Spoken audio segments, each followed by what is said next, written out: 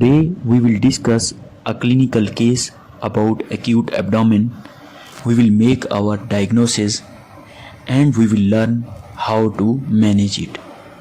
Now, a 22-year-old man develops anorexia followed by vague periumbilical pain that several hours later becomes sharp, severe, constant, and well localized to the right lower quadrant of the abdomen. He has abdominal tenderness, guarding, and rebound tenderness to the right and below the umbilicus.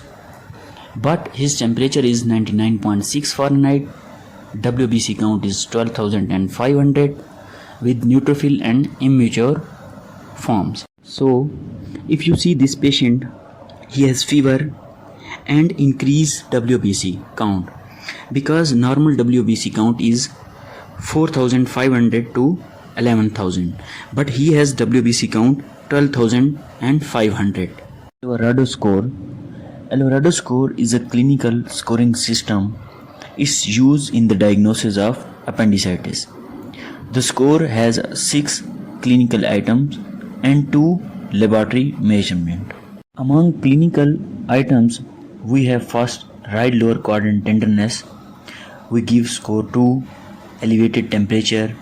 If it's greater than 99.1 Fahrenheit, then we give 1.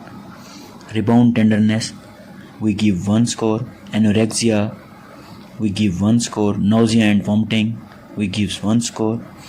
Migration of pain to right lower quadrant, we give 1 score. And we have 2 laboratory values, like when WBC count leukocytosis is greater than 10,000, then we give 2 score. Left shift, if neutrophil percentage is greater than 75%, then its left shift we give 1 score. Now, according to Alvarado score, we will count the total score of this patient. First, we will see he has anorexia. So, anorexia is 1 score.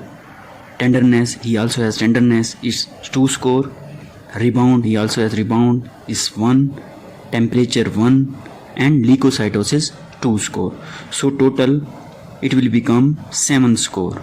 Now, according to Alvarado, if score is between 1 to 4, then we discharge the patient. If score is between 5 to 6, then we observe or admit patient. Otherwise, if score is between 7 to 10, then we go for surgery. So, this case is classic for acute appendicitis. In management, we perform emergency appendectomy. If the case had not been typical, then we do CT scan. In children and women of childbearing age for whom the presentation is not typical, ultrasound can also make the diagnosis and prevent radiation exposure.